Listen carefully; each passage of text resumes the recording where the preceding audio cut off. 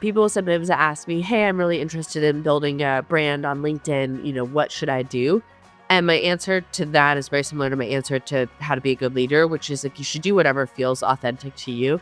Yes, there are some certain kind of rules that you should generally follow. So, for example, as a leader in a company, I think it's very important to check your own emotions. And that doesn't mean you show up as a robot, but it does mean that you need to bring a more measured version of yourself to conversations than you might bring to your partner.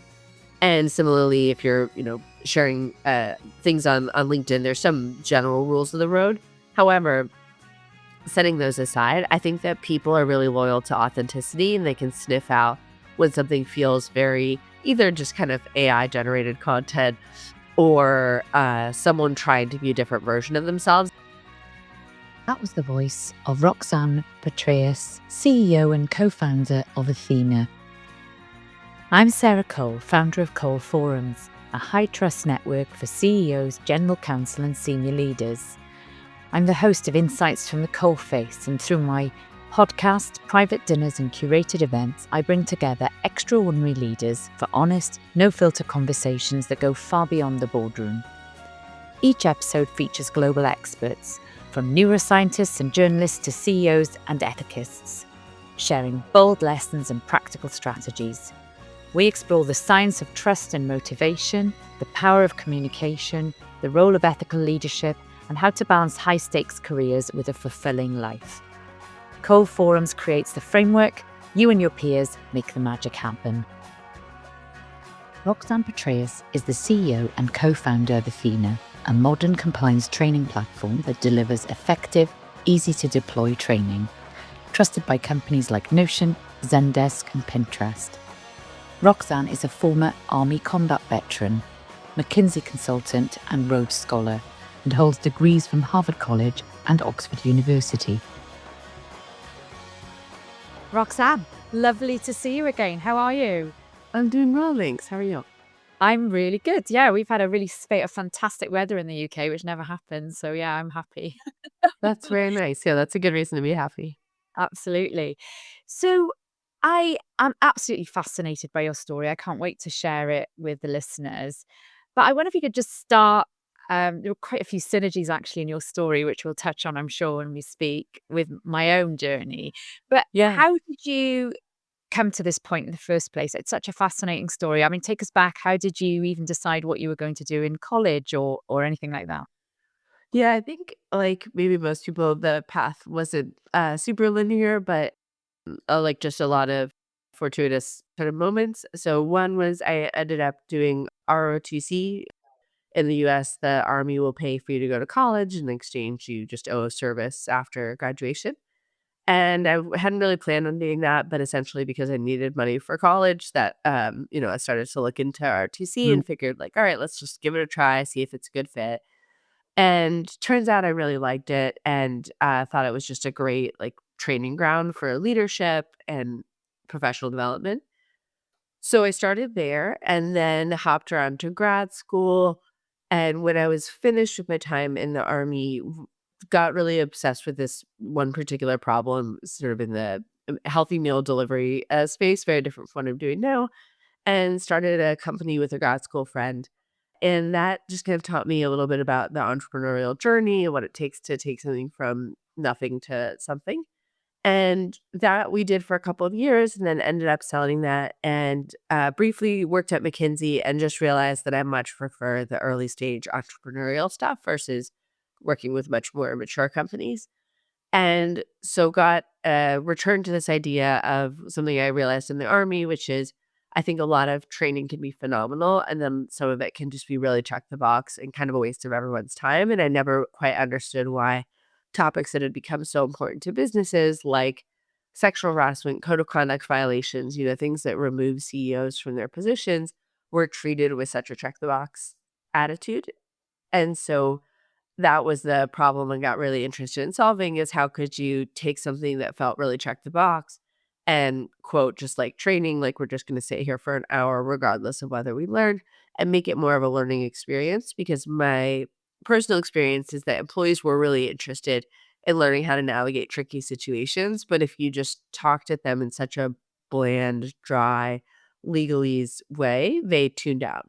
And so that was the initial spark and inspiration for co-founding the company I run for the past 6 years or so now, which is Athena. Do you think you're always going to be an entrepreneur? If you look back at your journey, do you think that was always in your blood, as it were? I think so. I got in trouble in elementary school for starting a side business. I was selling magnets or something silly.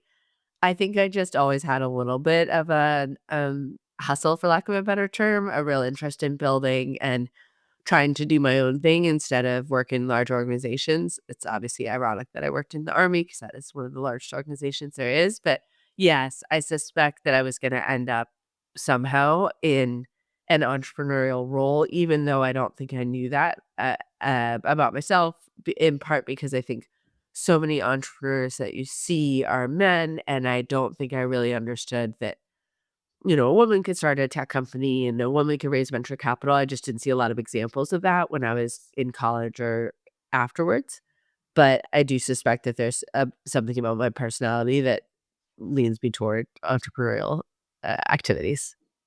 Yeah, and I'm really fascinated because I read in preparation for meeting you and having this conversation that your dad actually didn't agree with you going to uni, and that's also sparked things. And that's what happened to me. So my dad didn't really want me to go to uni, more from a role model perspective. There wasn't anyone in the family who had, and I was quite determined. So that synergy was really there for me, and I think it really shaped me as a person, that resistance almost, because you're almost proving something for the next 30 years. I probably still haven't achieved it in my dad's eyes.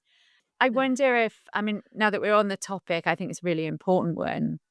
I heard you I'd also talked maybe I'm misphrasing it, but something about the motherhood penalty you've talked about in the past. And again, we've got a lot of people on the podcast, and I've really tried to get a balance of different types of people. But I think there seems to be a theme that it is much, oh, trying to have it all is very, very tough with a family and being really entrepreneurial and pushing that. Having said all of that, you've obviously done a great job of doing just that. On work-life balance, how have you balanced the demands of being a CEO with being a parent? Yeah, I'm not sure if you can hear my 1-year-old rampaging around upstairs, but yeah, that's the literal backdrop to this conversation, which is very common for me. I work from home. And I think, I think most women entrepreneurs would say this. I would in no way say that I have found some perfect balance and I have the exact right formula. And if you only do these, three things in your morning routine, all will be well. I think instead it's actually just I'm pretty good at embracing chaos and recognize like operating within an imperfect environment because in any given day I have forgotten to bring this to the school and I have, am behind on whatever the dishes and a kid is sick or both, et cetera, et cetera. And, at the same time, there's something going right in the business and there's something going wrong in the business. And neither worlds really care about the other world, right? I can't tell my kids, hey, like not right now, the board meeting is coming up and I need to prepare that they don't care.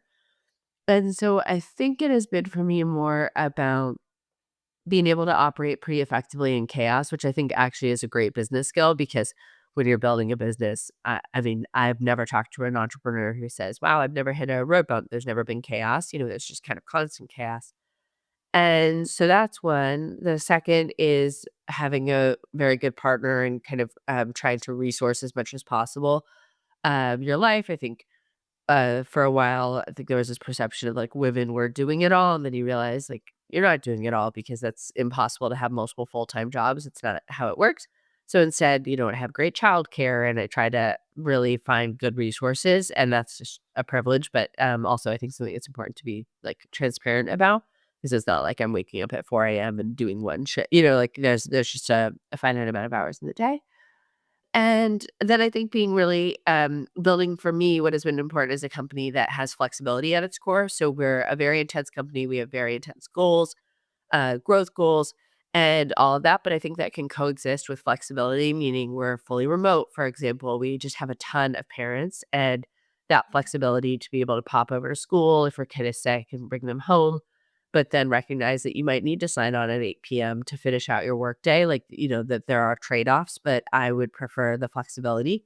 And folks who join us tend to have that same preference for wanting to work really hard, but wanting to work on their own terms.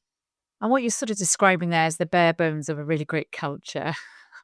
I think so, at least for some people. And I recognize culture is very specific to each individual. I might not have wanted to work at Athena in my 20s. It might not have been the culture for me then. But, I think culture should be polarizing, meaning it just shouldn't be for everybody. But yeah, I think from my perspective, not surprisingly, this is a great culture. And I think it's really important because you're training on culture, aren't you? And you're so it's almost like you're kind of walking the talk. And I think that's something that would definitely resonate with me if I were working for Athena. I mean, on that, and you've described what founded Athena, but how did it evolve? How did it start up when you got the idea? Yeah, so I got together with my co-founder. She's a software engineer and she's our CTO. And we started with just one course. So I think that starting small allows you to really get one thing right. And so we started by offering sexual harassment prevention training, all e-learning, because a couple of states in the US had recently rolled out requirements. And so we thought it was a good time to start with that as call it a use case to prove out our idea that you can make training that's really engaging, interesting, and also easy to administer. From there, we got our first group of customers. And from then on, I think what we've done is just really try to listen to our customers, what works, what doesn't, what they need tweaked, and have a low ego about our initial perspective being correct. I've been so humbled by being wrong on a couple of key things that now I think what I attempt to do is just spend as much time as possible with customers, with prospective customers, listening to their needs and trying to solve for those instead of trying to push my perspective onto others. And I think that customer centricity, which of course every business says that they're customer centric, but we really tried to live it in a couple of key ways and kind of build it into the structure, has served us really well because it turns out, our customers really do know what they need. And oh boy, have you got some great customers, right? I mean, early on, I think you got Netflix, Bigma, some really big names.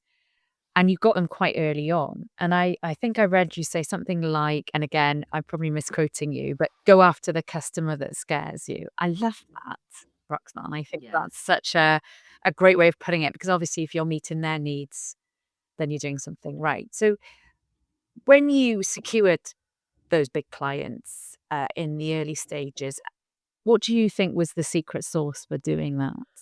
Yeah, it's a good question. I think the secret sauce, to the extent there was one, is we weren't just going after anyone. Instead, we were really interested in, we call them innovators internally. So they were compliance or HR or legal leaders who really wanted to do things differently. Compliance training has been around for 30 years. So there understandably are many people who are completely happy with how they're doing things. And if we try to knock on their door, it's just not a good fit. And so instead, we found people who actually, candidly, they often found us. They heard about us and they said, I'm so tired of doing things a certain way. I talked to this one customer early on. She's so smart. And she said she actually just hadn't sent out any compliance training because she thought it was such an insult to her employee base. And then when she heard about us, she reached out and said, this is the first time I might consider actually doing it. And so I think that what we learned from that experience is you really want to find the innovators, the people who share your vision early on, because they will look over your flaws because there will always be flaws in an early company. It won't be perfect right out of the gate, but they will share this vision and their advice and their critiques will be so valuable. And so, yeah, I've just always thought about looking for the innovators early on versus the ones who have a million different objections for why they won't go with you. And they're also going to be your cheerleaders, which is really nice because you need a bit of a morale boost early on. And I think what's nice about Athena is, yes, you're sort of going after this innovative training, but you're also doing it from a tech perspective, aren't you? To make sure it's like Yes. really engaging and user friendly. And is that a balance between you and your co-founder, or how has that worked? Very much so, at least from the DNA. So I am a bit more on the creative side. I love to write, I love to storytell. And my co-founder is a brilliant software engineer. And I think that that's been a really helpful marriage, if you will, because what she has figured out how to do is make highly leveraged content, meaning using technology to really get the most out of each piece of content we create, which has only gotten better with the advances in AI recently. So, an example of that might be language translations. I think if we were a very just content centric company, we would make static 60 minutes of content and then translate all of that into 12 languages for our customer. And instead, what we're doing is everything, all of our content is in a sophisticated system that lets us one click translate every piece of content, whether it's our customers or ours. And then if they need to make a tweak, change happy to glad, we can instantly retranslate it. And that's just been magic because instead of kind of almost having a VHS approach to content, we have more of a cloud-based approach to content where everything is very modular and very easy to tweak. And that's been especially important in the past, call it 6 months, when there have been so many regulatory changes and customers have wanted to be able to really quickly adapt their training to meet those. And on that, you've mentioned already how customer focused you are and you're listening to customers. Have you got some sort of feedback mechanism for that, or is it ad hoc? How does that work? It's both. One of the very, call it manual, forms we have is I just give a lot of customers, whom I end up just chatting with a lot, my cell phone number, and I say, just like text me anytime you run into a challenge. And I think they very infrequently need to do that, but I always want to have that door open just in case they do, or they have, an idea, a more of a wouldn't it be cool if kind of thing versus a challenge. But then we also just have a phenomenal customer success team. Whenever I talk with customers, they always say, "Oh my gosh, I love Alana so much. I love Courtney so much." They're specifically calling out their customer success manager as someone who's really listened to them and gotten to know them and build a relationship versus being very transactional. And then we have a bunch of internal feedback mechanisms where we're getting all of that customer feedback over to our product team so that they can build the features that our customers are asking for. And so it's no silver bullet, but instead, I think it's both a lot of ad hoc ways that I want to be really available to customers. I want to hear what's right. And most importantly, I want to hear what didn't go right because that's usually where we can take the most away and really like build a better product for the next year. And I mean, that's obviously a key strategy in terms of employee engagement training, because you're getting it back from the customer themselves. But what other strategies do you employ to just really make Athena's training so different? I think the other one is more on the tech side. So when we started, the problem we were trying to solve was employees hate trading, so they don't do it, they don't learn from it. But Big we one. actually pretty quickly realized that most people who administer training also hate to administer it. And that's because there are all these annoying tech problems that cause them to just spend a ton of time in the manual work, which isn't anyone's favorite work. So it's really kind of silly basic things, whether it's having a really good integration with Workday to make sure that we know exactly who's a manager, exactly who got promoted last week so we can send them the right training, or making it really easy for an employee who speaks a different language to select the training in that language. Like all of these kind of they seem like sort of back office problems, but in talking to our customers, we realize no, this might cause you to spend 5 hours a week every week fighting with Excel spreadsheets just to make sure that your people have gotten the basics. And that means that you're not spending those 5 hours doing something more sophisticated that can benefit from their unique abilities. And so I think just spending a lot of time on the technical, sort of boring, as it were, back office components has really paid dividends in terms of our customers staying with us for a long time. I'm so proud that we've never lost, for example, a public company who's joined us for to use our training, with the exception of one that was bought. And what are you going to do there? And so I think that the longevity of our customers is really a direct result of us doing both the kind of cool, innovative, employee centric stuff, but also the boring back office things, really automating that so that our customers can be much happier and spend their valuable time on something that's more important. Yeah, that's a great validator because I read, I think it was a Gallup data that only 23% of employees rate their compliance and ethics training Yeah. excellent. And that's so poor, especially when you consider that Shortlister found that 92% of employees believe that well planned training programs really positively impacted on their engagement levels. So I can see why companies are seeking out these really engaging trainings because it's like the data's all there to explain that we really need to do it. But you're right, so many people check out a training because it's just so dull. And I was immersed in the ethics and compliance training world for a long time, over 10 years. And it was amazing to me how it was still so hard to get that engagement. So, kudos to you for getting going with something that's so innovative and impactful. But I wonder, how is it you're measuring that impact? Apart from obviously the fact you've retained these customers and their fantastic names, what metrics are you looking at when you're assessing the efficacy of the training? Definitely. I think this has been really important from early days. So one of the things that we did is we let employees rate their content every 5 minutes, sort of like Uber or Yelp, something like that. And then we surface the company's ratings to each company. So Acme Corp gets to see their employees' ratings, whereas Beta Corp gets to see their employees. And that's been really powerful because it forces us to be honest. If a particular piece of content is just rated poorly, we have to tell the customer that. And they'll probably know it because maybe they received a couple of complaints. But what that lets us do is to very quickly improve upon it, sort of like if we were a restaurant on Yelp receiving a couple of poor ratings for, bland soup or something, we would change the soup recipe. And so I think that, my perspective is that a lot of compliance training companies think of the employee as the afterthought, and they're really just focused on the compliance team or the HR team. Whereas we realize that the employees complaining to the HR team is really a drain on HR. They have to answer every email, they have to hear all these lines and deal with them. And so we thought, if we can really make the employee, if not happy, at least feel like this was a reasonable experience, that could be a huge win for both people. And so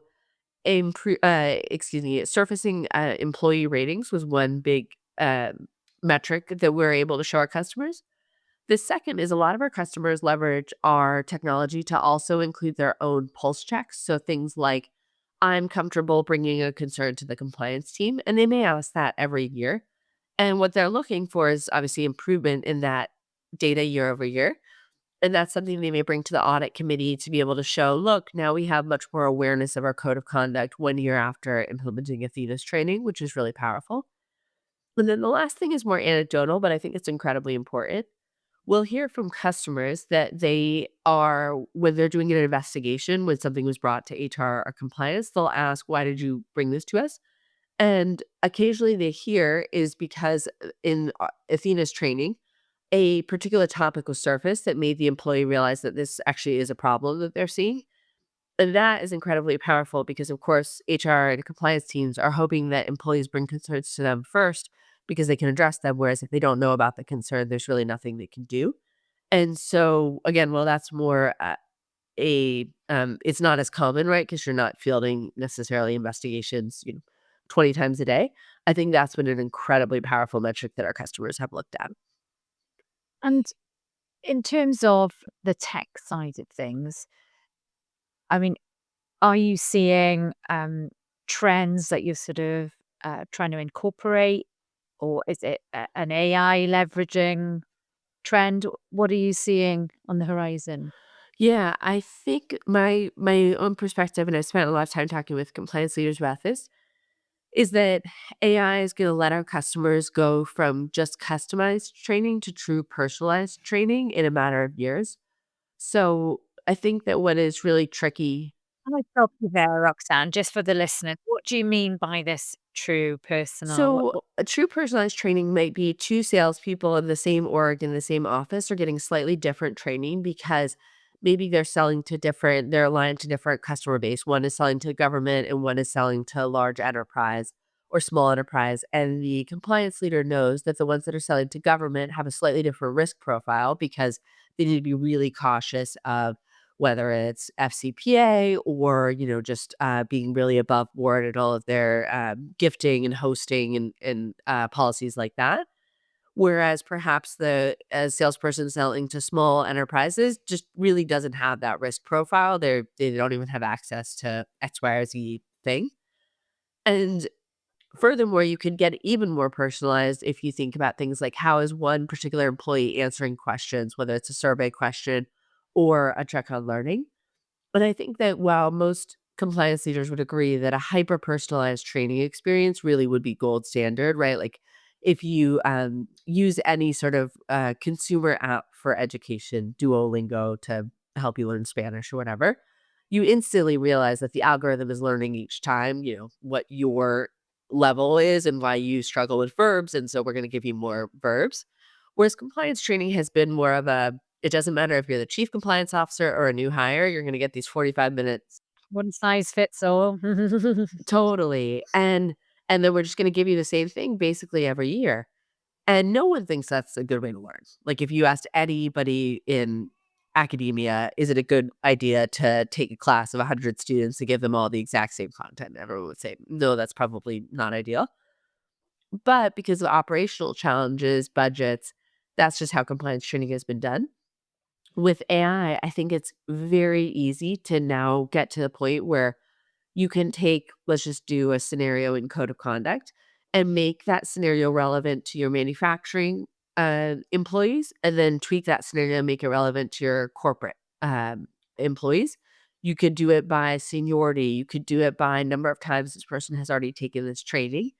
And because you could use generative AI content, so more think like animation or avatars, it's actually quite cheap. Whereas if you're getting live actors in a studio and filming over and over and over again, that's both expensive and it's just quite static. If suddenly, let's say your CEO leaves and you are like, oh, I need to quickly, change references to our CEO, their name is different, this video is no longer relevant with AI generated content, it's just much faster and more cost effective to do that.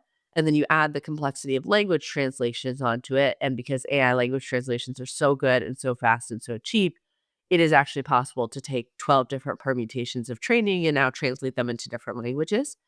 And so if you think of old world just being we all have 60 minutes of content, I think new world might be those 60 minutes of content are just hyper tweaked for each persona that you have within your employee base. And they change over time because your risks change over time. But it's still incredibly easy to get all of those right pieces of content to the right employee because it's powered by really good tech. That's my, the best to the extent I have a crystal ball. That's what it's sort of telling me about where the future is going is there's just no reason to have a one size fits all training approach anymore. It sounds like it's gonna have to be incredibly agile, isn't it, to keep pace with these changes with AI? And yet, I've heard you talk about storytelling, um, Mm. in interviews that you've given before. So how do they marry up, this more sort of and I absolutely agree, by the way, there's nothing more powerful than a good story. We all, Yeah. can relate to that. But I also see how it would really resonate with me if it was a very personalized experience like the one you're describing. So how do you combine the 2 and stay agile? Well, I think that agility is key to pulling this all off, going from a very static to hyper personalized. Because you might realize that, oh, this part of the business is now facing a different risk than last year, and I need to go update the training. But I think it's also very possible to put really good storytelling into this approach.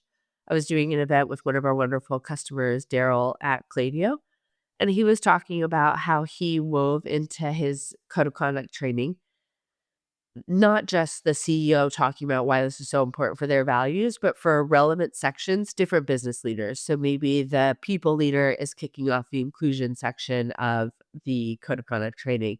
Maybe the sales leader is present in training on side letters or something like that.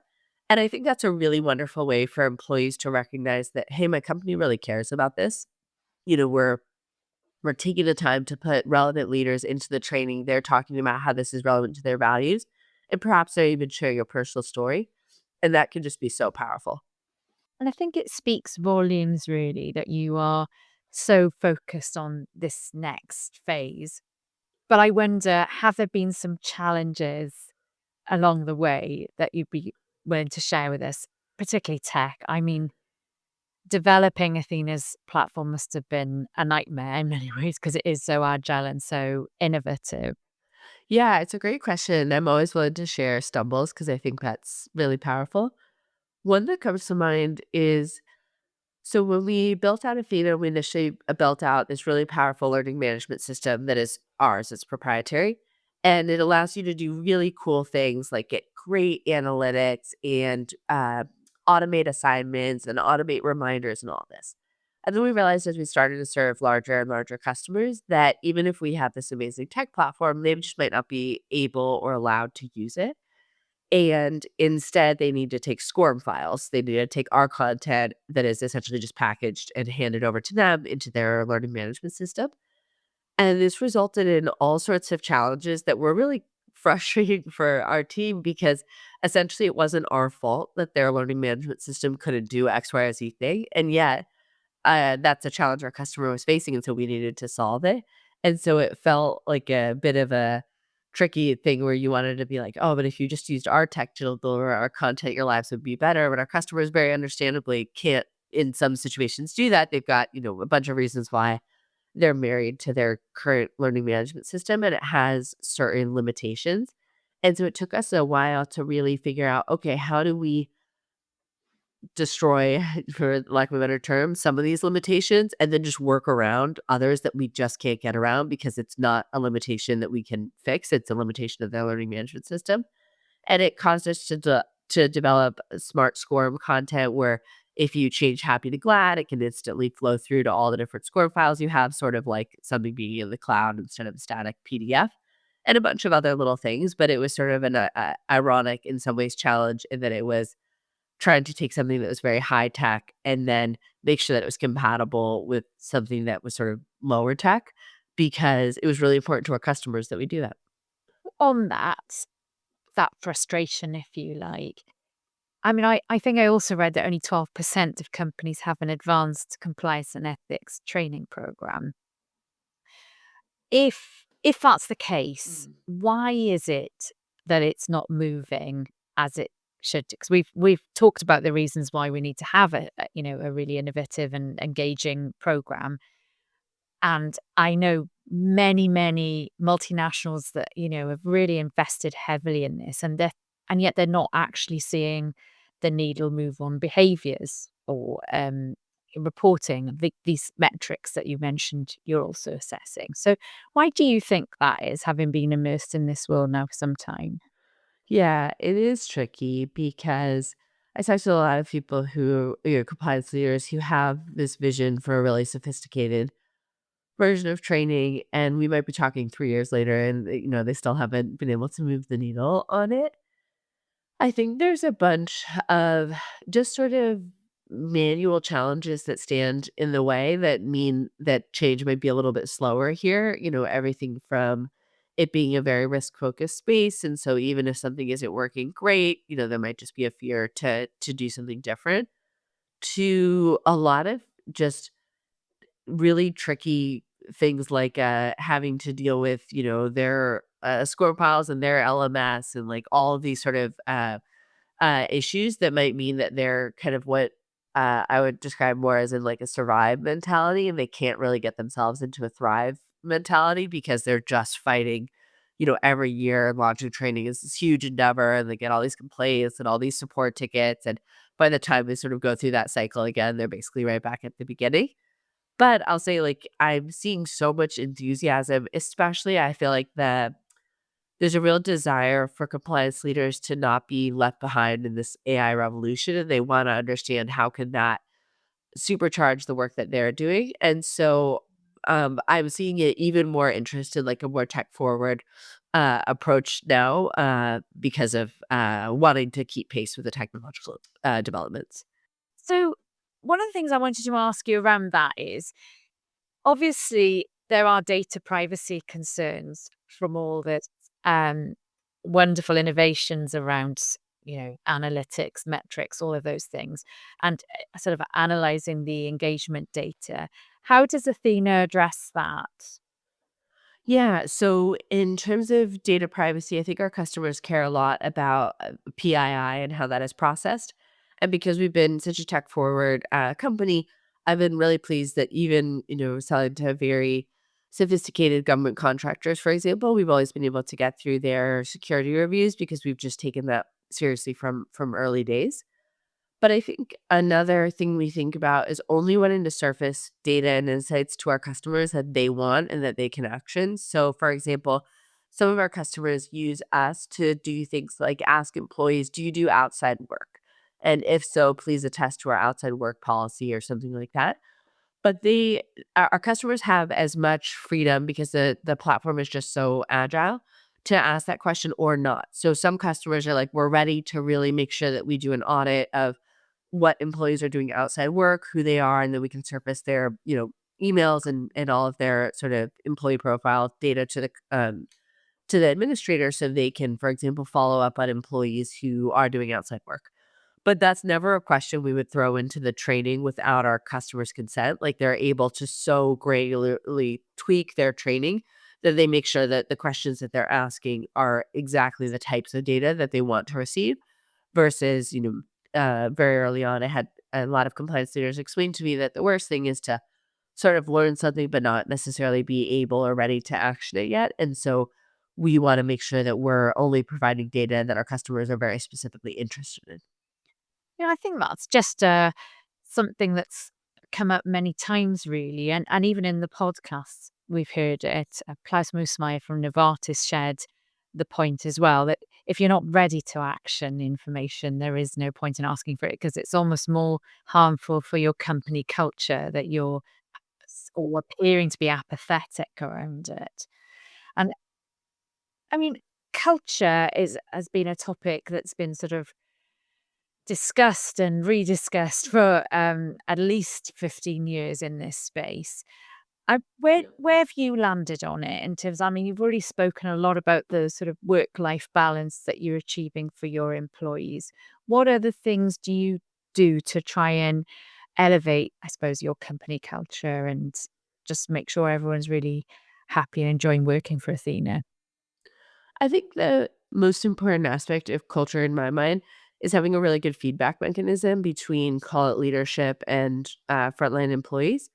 Because I actually don't think it's possible to create a perfect culture that is infallible and you get it right on day 1 and there you are. Instead, it's more about having, the ability for employees to be able to reach out to me, to reach out to their manager and say where we get it wrong. And so I think building a really heavy feedback culture has been the way that we've been able to maintain our culture because cultures go static. They atrophy, like, you really have to continually work at it. I think culture is more like fitness, than it is a one and done kind of thing, meaning, it requires, like, daily maintenance. And so one of many things that we've done is build into the to Athena the concept of feedback Fridays. So Fridays, employees and managers have bilateral feedback sessions. So meaning, my direct reports are telling me one thing that I got wrong this week and, one thing that I got right and things like that. And the reason that's so important is I think as a company grows, it becomes more and more uncomfortable to tell senior leadership they got something wrong. That's just something I saw in the army. You're not likely to tell, your commander like, "Hey, FYI, I thought you really, messed that up." It's just uncomfortable unless there's some dedicated space where the expectation is that you are giving that sort of feedback. And so we want to destigmatize as much as possible and create just a very intentional space for that bilateral feedback. And I think that has allowed us 6 years in to keep the culture really healthy because even if we had the right ideas in year 1, they're just likely to go stale. You get new managers and, they bring in their own ideas. And so, I guess long-winded way of saying I don't really think there's like a perfect culture, but instead I think that really having a lot of feedback mechanisms, relief valves to surface when things go wrong is really the right way to do it. And I suppose all it's doing is encouraging speak up, isn't it? To have that That's right. continuous feedback loop. And Exactly right. are you Sounds like you're getting feedback from all around you at different levels as well.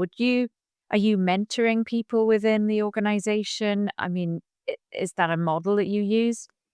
We don't have any sort of explicit like mentorship programs per se. I think what we are thinking a lot about is talent density, a lot of feedback on performance, like being very specific about, like, so we even try to do things like when a manager is giving feedback to a direct report, labeling it red. I'm going to get this wrong, orange or yellow. A red essentially being like your job is at risk if you don't improve this, and yellow being like, hey, it'd be great if you got better at this, but this is more an opportunity to improve, not something that's a big concern. And I think that's so important because I think in a lot of cultures, you just don't get that sort of direct feedback on how can I be better at my job. You kind of get like, yeah, that was a good presentation, or like, oh, maybe you could have been a little bit more concise. But there's not really any specificity to it. And without that specificity, it's really hard to action it because you don't know, like, is this something I should be spending a little bit of time improving, or is this just like, pay attention to it?